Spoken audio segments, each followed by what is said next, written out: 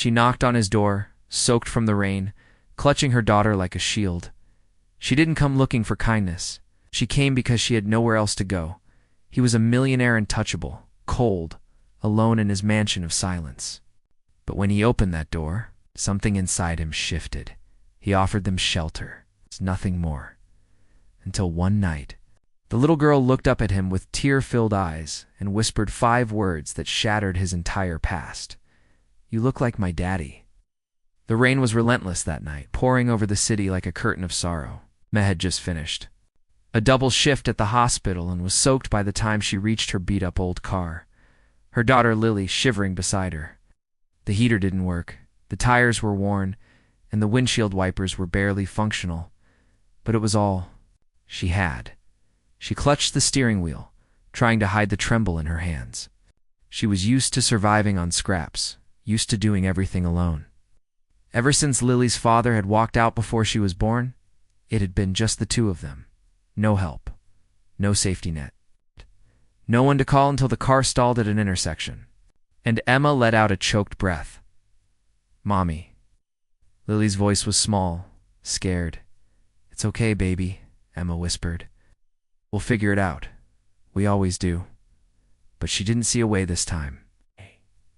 It was late. They were stranded in the middle of a city that didn't care. That's when the sleek black SUV pulled up beside them.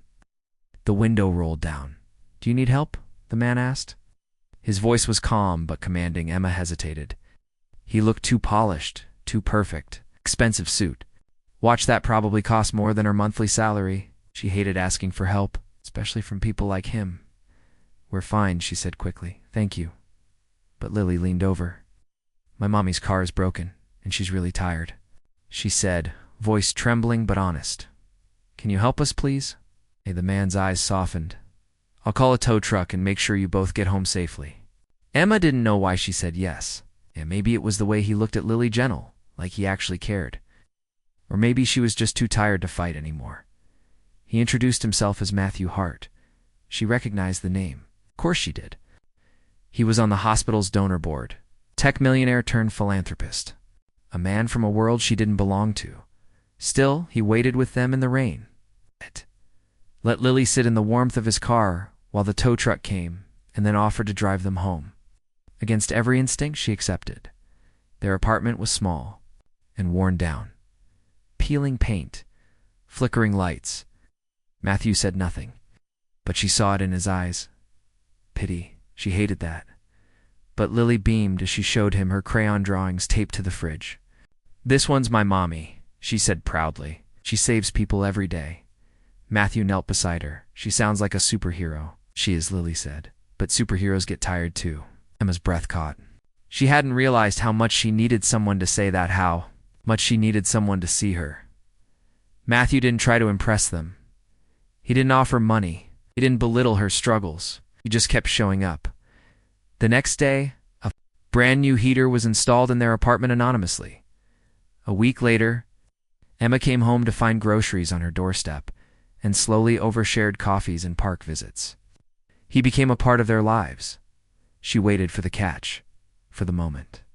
He'd reveal a selfish motive, but it never came.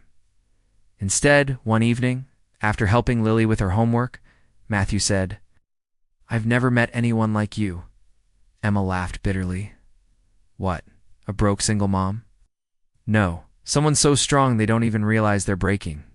She looked away, afraid of what he might see in her eyes. He touched her hand. "Let me help you carry some of the weight." She didn't say yes, but she didn't say no. Lily adored him. She'd started calling him Mr. Matt, and eventually, just Matt. One night while Emma was cleaning up after dinner, she overheard them talking on the balcony. "Do you love my mommy?" Lily asked with the blunt honesty only a child could manage. There was a pause. "I do," Matthew said softly. "Very much." "Then you should marry her," Lily replied. "She doesn't smile when she's alone, but she smiles when you're here." Emma froze in the kitchen, her hands trembling around a plate. Matthew didn't answer right away. "Does your mommy want that?" "I think she's scared," Lily said, "because people who say they love her always leave." Had to sit down later that night when Lily was asleep. Matthew sat beside her on the couch. You heard? She nodded, unable to meet his gaze. I'm not going to leave, he said. Not unless you ask me to. She swallowed hard. Why me? You could have anyone. I don't want anyone. I want the woman who fights for everyone else, but doesn't. Thinks she's worth fighting for herself. Tears welled in her eyes. I'm broken. We all are, he said. But the cracks let the light in. They kissed for the first time that night. It was slow, cautious like touching something. Fragile. But in that kiss, Emma felt something she hadn't in years. Safe. Months passed. Seasons changed. In one spring afternoon, in the middle of a garden blooming with color, Matthew knelt on one knee, Lily by his side holding a bouquet of daisies. Emma. Rose, he said, voice trembling, I want to spend my life showing you how deeply you deserve to be loved. Will you marry me? Lily looked up at her mother. I say yes, Mommy, please. Emma smiled through her tears. Yes, they didn't move into a mansion. They didn't fly off to Paris. They built a home, a real one, with laughter and quiet. Mornings, and the kind of love that grows slowly but deeply. Matthew adopted Lily officially that summer.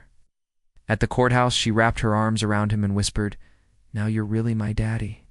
He couldn't speak for a full minute after that.